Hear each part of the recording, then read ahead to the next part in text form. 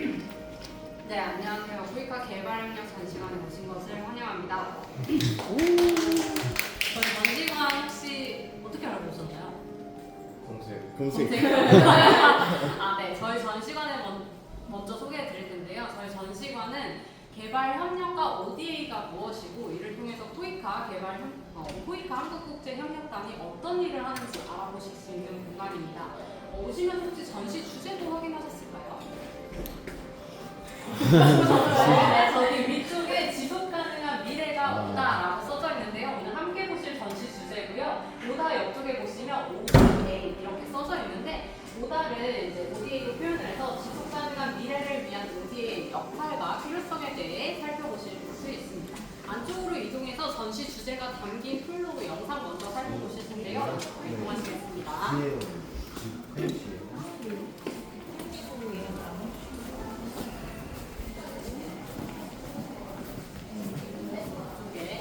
영상이 하나 있는데요. 방금 설명드렸던 프롤로그 영상이고요. 영상 내용은 제가 간단하게 요약해서 설명드리겠습니다. 최근에 기후 변화나 전쟁, 빈곤 등과 같은 다양한 이유로 병들어가고 있는 지구촌의 현실을 극복하기 위해서는 각국의 정부는 물론 시민사회단체나 기업, 시민 등 다양한 주체들이 서로 모여 힘을 모아 노력할 때 지속가능한 미래를 맞이할 수 있다라는 메시지를 담고 있습니다. 그렇다면 우리 세계 시민인 우리는 어떤 역할을 할 수 있을까요? 이번 전시를 통해서 지구촌이 마주한 현실을 바라보고 이를 통해 해결할 수 있는 방안들을 같이 생각하고 또 실천해 나간다면 우리도 지속가능한 미래에 한 발짝 더 나아갈 수 있을 것입니다. 본격적으로 전시 보실 텐데요. 첫 번째 코너, 지구촌 이슈 코너부터 살펴보시겠습니다.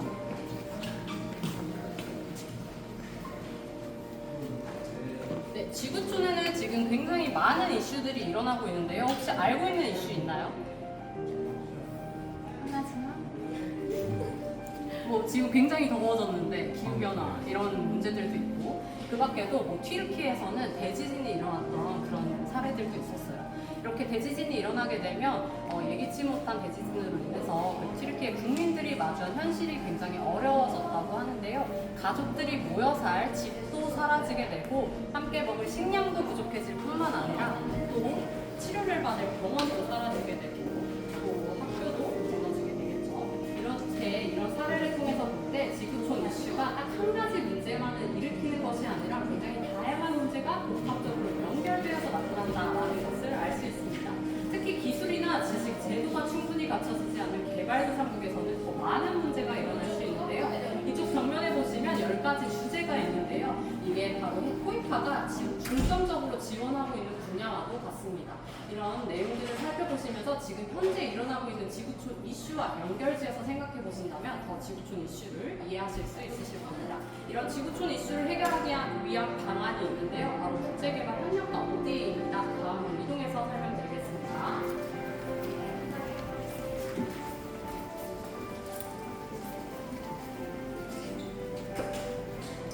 국제개발협력에 대해 들어보신 적이 있나요?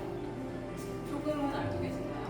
먼저 개념에 대해서 조금 짚고 넘어가도록 하겠습니다. 국제개발협력이라는 것은요, 개발도상국의 빈곤 문제 해결을 통해서 인간의 기본권을 지키려는 국제사회의 노력을 의미하고 있고요. 그 가운데서도 한 가지 형태인 공적개발원조 ODA는요, 각 국가의 정부나 공공기관이 도움을 주는 것을 의미하고 있습니다.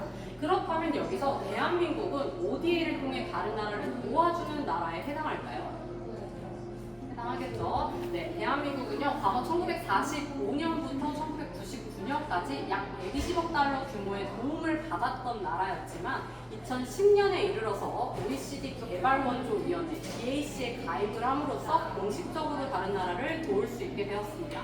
대한민국 ODA를 통해서 변화된 개발도상 사람들의 이야기를 여기 있는 5개 영상을 통해서 만나보실 수 있도록 구성이 되어 있는데요. 이 영상을 통해서 알 수 있는 점은 ODA가 단순히 돈이나 물자만을 지원해주는 것이 아니라 그들 국가가 처한 상황을 바라보고 이를 해결할 수 있는 방안들을 모색함으로써 그들 국가 스스로가 자립할 수 있는 기반을 마련해주는 것이라는 것을 아실 수 있으실 겁니다. 이 영상이 국문과 영문이 번갈아 사용되기 때문에 이 점 참고하셔서 이따 자유관람 때 이용하시면 되겠습니다. 다음으로 이동하시면 돼요.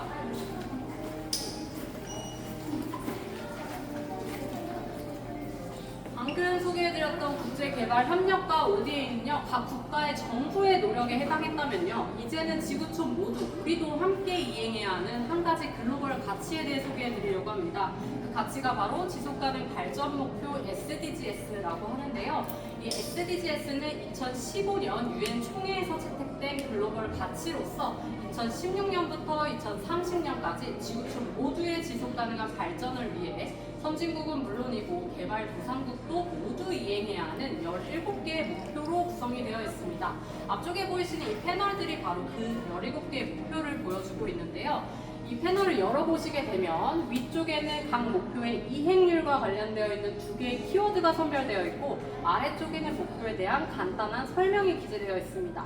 보다 더 자세한 내용이 궁금하시다 하시면 각 목표 옆에 있는 QR코드 스캔을 통해서 내용 만나보실 수 있으니까요. 자유롭게 이용 부탁드리겠고요. 뒤를 돌아서 체험 콘텐츠 하나 소개해드리겠습니다. 방금 소개해드렸던 이 17개 열어보기 패널이 굉장히 알록달록한 색으로 되어 있는 것을 확인하실 수 있는데요. 이 색을 그대로 상징하듯이 17개의 실이 존재하고 있습니다. 이 가운데서 여러분들이 제일 관심 있는 목표의 3개의 실을 먼저 골라주신 다음에 시작점으로 묶어주시고 이 시작점으로 묶었던 이 목표 옆쪽에 써져 있는 다양한 이 키워드들을 보시면서 이 목표와 어떻게 연결성이 있을지 생각해보고 또 실로 한번 엮어보시는 체험 콘텐츠인데요. 이 콘텐츠를 통해서 우리가 알 수 있는 점은 이 17개의 목표가 각각의 개별 목표가 아니라 다 서로 연결되어 있다는 것을 확인하실 수 있으실 겁니다. 안쪽으로 이동해서 또 설명드릴게요.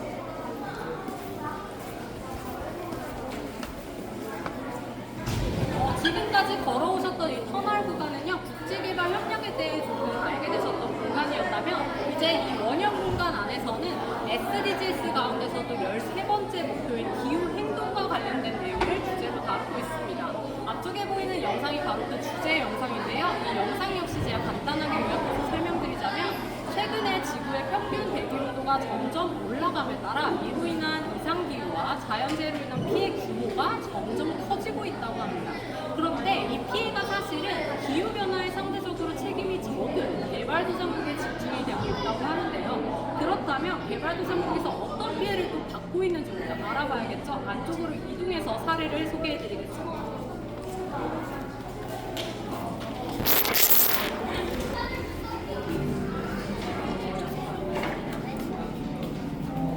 벽면에는요, 이렇게 해시태그 형태로 해서 각각의 사례를 만나보실 수 있게 구성이 되어 있는데, 제가 안쪽으로 들어오실게요.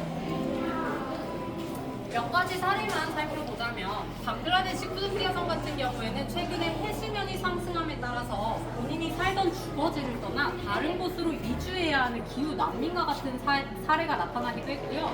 라오스 같은 경우에는 지구 온난화로 인한 이상 기후로 인해 자연재해가 매년 발생함에 따라서 생태계에도 굉장히 큰 변화를 일으키고 있다고 합니다. 그래서 아시아 코끼리를 포함한 다양한 종류의 동물들이 멸종 위기종으로 지정되고 있기도 했다고 하는데요. 뿐만 아니라 굉장히 이 밖에도 다양한 사례를 여기 있는 체험 패널을 통해 만나보실 수 있도록 구성이 되어 있는데 저는 여러분들께 이 내용을 소개해드리고 싶습니다.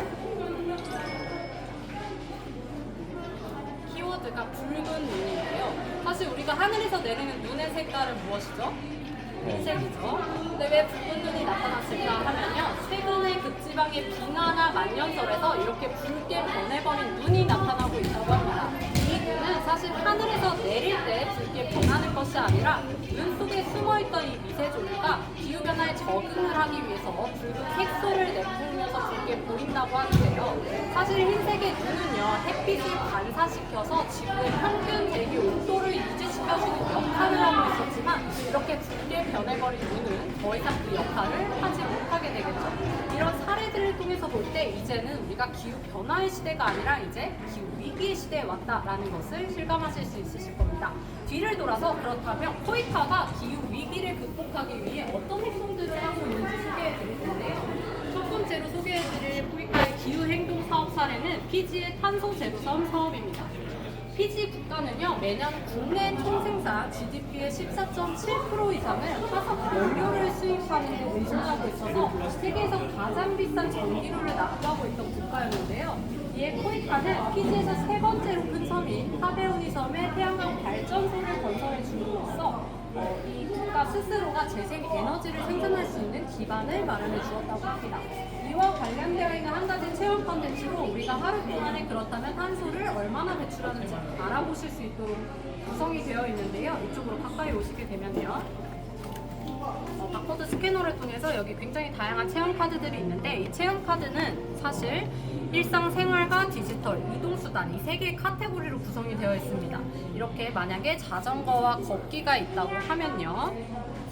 내가 오늘 하루 동안에 한 행동을 찍어보시게 되면 이렇게 각각에 해당하는 탄소 배출량이 나오는데 사실 지금 방금 찍은 건 하나도 탄소가 배출되지 않는 이동수단이었습니다. 이렇게 내용을 확인하신 다음에 또 탄소를 어떻게 하면 더 줄일 수 있을지에 대한 내용도 확인하셔야 되니까 각각의 카테고리별로 영상도 만나보실 수 있어서 자유롭게 이용하시면 되겠습니다. 뒤를 돌아서 두 번째 체험 코너로 만나겠습니다. 나뭇잎 만들겠어? 예약 안 했는데 할 거야. 지금 들어서. 이거 원래 11시 반에 예약한 건데 응? 10시 반에 들어갔구나. 아까 11시 네, 반에 두 들어오라고 번째로 소개해드릴 포이카의 기후행동 사업 사례는 동티모르의 제로 플라스틱 사업인데요. 동티모르의 수도 딜리에는 연간 1250만 톤의 플라스틱 폐기물이 발생하고 있었다고 합니다. 그렇지만 이 동티모르에는 플라스틱 쓰레기를 별도로 수거하는 시스템이나 재활용하는 기술이 따로 없어서 가정 내에서 태워버리거나 하수구로 흘려보내는 등과 같이 처리를 하고 있었는데요. 이에 포이카는 플라스틱 쓰레기의 분리 배출을 위해서 일반 쓰레기하고 구분할 수 있는 별도의 수거함을 마련해 주었고 뿐만 아니라 수거한 폐플라스틱을 재가공해서 건설 자재로 활용했다고 합니다. 이와 관련되어 있는 체험 콘텐츠로 우리가 가정 내에서 다들 하고 계시는 분리수거와 관련되어 있는 체험 콘텐츠가 있는데요. 이렇게 시작 버튼을 눌러주신 채로 소리가 안 나네요. 자, 클린하우스 조금 헷갈릴 수 있는 항목들을 바탕으로 아래 분리배출 항목에 한번 맞춰보시는 건데요. 한 가지 퀴즈만 해보도록 하겠습니다. 플라스틱 칫솔은 아래 있는 배출물 중에 어디에 넣으면 좋을까요? 일반 쓰레기. 일반 쓰레기인가요? 이건 넣어주시겠어요? 네. 소리가 원래 나야 되는데요. 정답이었습니다. 네, 칫솔모와 칫솔대가 다른 재질로 되어 있기 때문에 이 경우에는 일반 쓰레기에 배출해 주시는 게 맞겠죠. 이따가 제가 다시 리셋을 시켜드리겠습니다. 다음으로 보시겠습니다.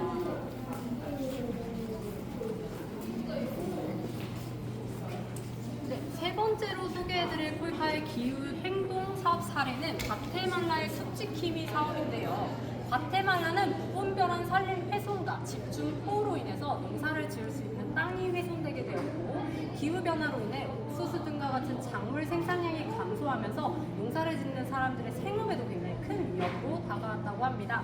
이에 과테말라 정부는 이런 산림을 복원하는 농가들을 대상으로 해서 산림보존 보조금을 지원하는 정책을 따로 마련했지만 사실 큰 도움은 되지 못했다고 하는데요.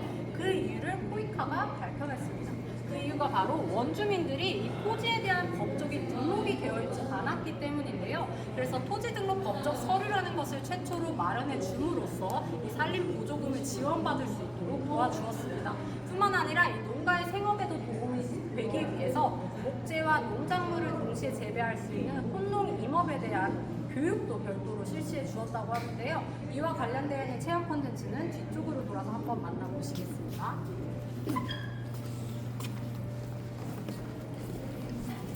네, 여기 작은 과테말라의 숲을 만나보실 수가 있는데요. 여기 있는 나무가 있습니다. 이 나무는 뭘로 만들어졌는지 혹시 가정에 보이시나요? 플라스틱 병뚜껑으로 만들어졌다고 하는데요. 이 병뚜껑을 분쇄한 다음에 이 나무 모형의 금형에 넣고 냉각을 시키면 이런 형태로 만들어진다고 합니다. 하나씩 나무를 들고 우리 과테말라의 숲을 한번 조성해 보신 다음에 미디어 체험으로 이동해 보시겠습니다.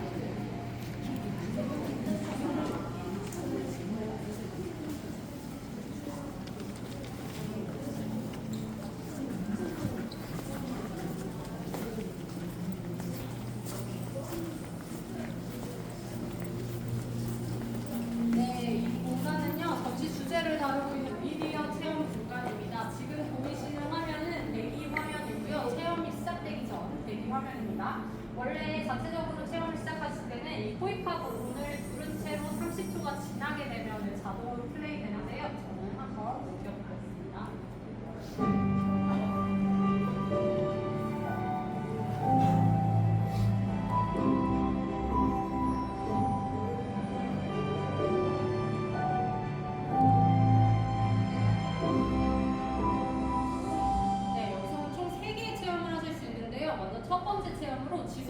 가능한 육지를 한번 지속 가능하게 만들어 보도록 하겠습니다.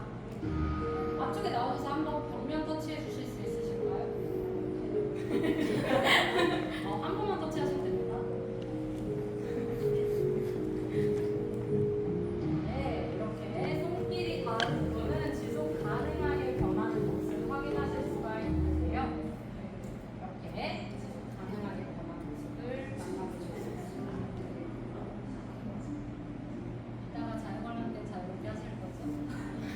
네, 이제 입지를 만드셨다면 바다로도 한번 이동을 해서 이렇게 해양 쓰레기를 한번 수집하는 그런 체험도 하실 수가 있는데 한번 말씀드릴게요. 뒤쪽에 있는 태블릿 PC를 하나씩 집으신 다음에 문장을 한번 완성해 보실 수도 있습니다.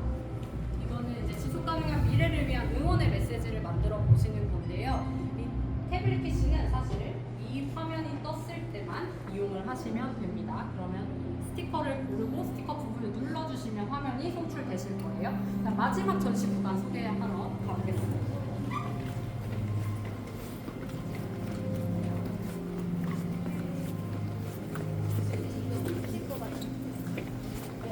이 구간은 전시의 마지막 구간인 에필로그 구간이고요. 이 구간은 오늘 방문해주신 포이카를 주제로 다룬 공간입니다.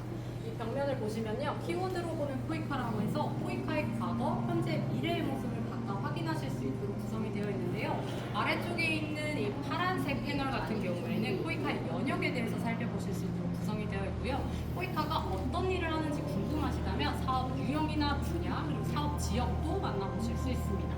그리고 저쪽 코너를 한번 보시게 되면요, 이야기로 듣는 포이카라고 해서 조금 더 포이카에 대해서 궁금하시다 하면 저 피규어 박스 옆에 붙어있는 QR코드 스캔을 통해서 영상도 만나보실 수 있고, 포이카가 발간한 부제나 도서도 자유롭게 이용하실 수 있으니까 일단 이용 부탁드리고요. 마지막으로 위드 포이카라고 해서 포이카가 그렇다면 만들고 싶은 지속 가능한 미래의 모습은 어떤 모습일까를 확인하실 수 있도록 포이카의 핵심 가치 5P를 활용해서 만들어 놨는데요. 이 5P를 떼보시면 조금 더 지속 가능한 미래의 모습을 쉽게 알아보실 수가 있습니다. 이렇게 포이카가 생각하는 미래의 모습을 확인하셨다면 이제 여러분들이 생각하는 미래의 모습에 대해서 자유롭게 표현하실 수 있도록 이 패널을 통해 작성하실 수 있는 공간이 있으니까요. 자유롭게 한번 표현 부탁드리겠습니다. 네, 지금까지 짧은 시간이었지만 전시 해설 함께 하셨고요. 지속 가능한 미래를 위한 ODA의 역할과 필요성에